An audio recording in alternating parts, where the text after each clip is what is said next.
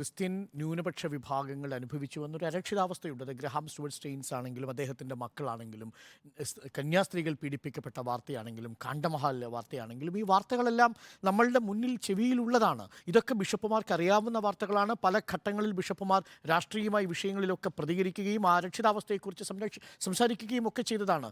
മണിപ്പൂരിൽ കൊല്ലപ്പെട്ടത് 60-ലധികം വരുന്ന ക്രിസ്ത്യൻ വിഭാഗത്തിൽപ്പെട്ടവരാണെന്നേ. മൊത്തമുള്ളവരിൽ ഒരു വലിയ വിഭാഗം ക്രിസ്ത്യൻ വിഭാഗത്തിൽപ്പെട്ടവരാണ്. അവരുടെ ആരാധനാലയങ്ങൾ മാത്രം ഒറ്റതിരിഞ്ഞ് ആക്രമിക്കപ്പെടുന്നു എന്നതാണ് വളരെ പ്രധാനപ്പെട്ട കാര്യം. കണക്കുകൾ എടുത്തു നോക്കിയാലും ഏറ്റവും കൂടുതൽ ആരാധനാലയങ്ങൾ നഷ്ടപ്പെട്ടിരിക്കുന്നത് ക്രിസ്തീയ മതവിഭാഗത്തിനാണ്. അതുകൊണ്ടാണ് നേരത്തെ നികേഷ് കുമാർ പറഞ്ഞതുപോലെ 2023 ഏറ്റവും കൂടുതൽ സംഘടിതമായ ആക്രമണം ഇന്ത്യയിൽ നടന്ന ന്യൂനപക്ഷം എന്ന് പറയുന്നത് ഈ ക്രിസ്ത്യൻ വിഭാഗത്തിൻ്റെതാണ്.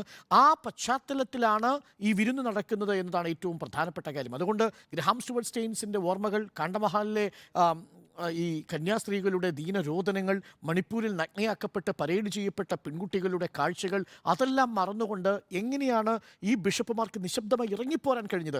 ഞാൻ ആ വിരുന്നിൽ പങ്കെടുക്കുന്നതിൽ ഒരു എതിരഭിപ്രായവും പറയുന്നയാളല്ല. കാരണം അത് മുഖ്യമന്ത്രിയുടേതാണെങ്കിലും ശരി, പ്രധാനമന്ത്രിയുടേതാണെങ്കിലും ശരി, അത്തരം ഔദ്യോഗികമായ വിരുന്നു സൽക്കാരങ്ങളിൽ എല്ലാ ന്യൂനപക്ഷ വിഭാഗങ്ങളിലും പെട്ട എല്ലാ കമ്മ്യൂണിറ്റി വിഭാഗങ്ങളിൽപ്പെട്ടവരും പങ്കെടുക്കണം. പക്ഷേ അവിടെ പോയി ഈ ബിഷപ്പുമാർക്കൊരു ഉത്തരവാദിത്വമുണ്ട്. ആ ഉത്തരവാദിത്വം തങ്ങളിൽ വിശ്വാസമർപ്പിച്ചിരിക്കുന്ന ഒരു സമുദായത്തിൻ്റെ പ്രതികരണം, അവരുടെ നാവ് കൂടിയാണ് ബിഷപ്പുമാർ എന്നുള്ളതാണ്. പക്ഷേ ആ നാവ് അവിടെ ഉയർത്തിയില്ല എന്നുള്ളതാണ്. അതിന് പിന്നിൽ ഒട്ടേറെ സാമ്പത്തിക വിഷയങ്ങളുണ്ട്. ആ സാമ്പത്തിക താല്പര്യങ്ങൾ എന്താണെന്ന് കേരളത്തിൽ തന്നെ നമുക്കറിയാവുന്നതാണ്. കേരളത്തിൽ അത്തരത്തിലൊരു സ്ഥാപനത്തിൽ തന്നെ റെയ്ഡ് നടന്നിട്ടുണ്ട്. സാമ്പത്തിക താല്പര്യം കൊണ്ട് ബിഷപ്പുമാർ മിണ്ടാതിരുന്നു എന്ന വാദത്തോട് ഞാൻ യോജിക്കുന്നില്ല. നിങ്ങൾക്കപ്പോൾ പറയാം.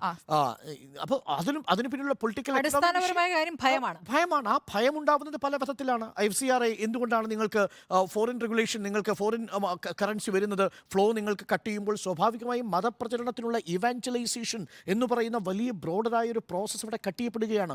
ഇവാഞ്ചലൈസേഷൻ പ്രോസസ്സ് കട്ട് ചെയ്യപ്പെട്ടാൽ എങ്ങനെയാണ് മതത്തിന് വളരാൻ സാധ്യമാവുക എന്ന ചോദ്യവും വളരെ പ്രധാനപ്പെട്ടതാണ്. അതിന് പിന്നിൽ സാമ്പത്തിക രാഷ്ട്രീയമുണ്ട്. ആ സാമ്പത്തിക രാഷ്ട്രീയത്തിൻ്റെ പ്രതിഫലനവും അവിടെ നമ്മൾ കണ്ടതാണ്. മാത്രമല്ല, കേരളത്തിൽ തന്നെ ED റെയ്ഡ് ചെയ്തിട്ടുള്ളൊരു ബ്രോക്കറെ ഇതേ വിഷയത്തിൽ സീറോ മലബാർ 6 കോടി രൂപയുടെ പേരിൽ ഇൻകം ടാക്സ് ഡിപ്പാർട്ട്മെൻറ്റ് പള്ളിക്ക് കത്തയച്ചിട്ടുണ്ട് കേരളത്തിൽ തന്നെ. അപ്പോൾ ഇതൊക്കെ സാമ്പത്തിക രാഷ്ട്രീയ താല്പര്യങ്ങൾ ഇതിൽ പ്രതിഫലിക്കുന്നുണ്ട്.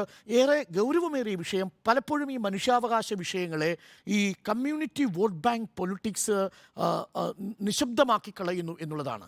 അവിടെയാണ് മണിപ്പൂരിലെ വിലാപങ്ങളെക്കാൾ അപ്പുറം വൈനിൻ്റെ രുചിക്ക് വലിയ പ്രാധാന്യമുണ്ടാവുന്നു എന്ന സജി ചെറിയൻ്റെ പ്രസ്താവനയെ ഞാൻ കാണുന്നത്. അതൊരു പൊളിറ്റിക്കൽ സ്റ്റേറ്റ്മെൻറ്റായി തന്നെ ഞാൻ കാണുന്നു. അതിൽ തന്നെ ഞാൻ ഉറച്ചു നിൽക്കുന്നു. നികേഷ്.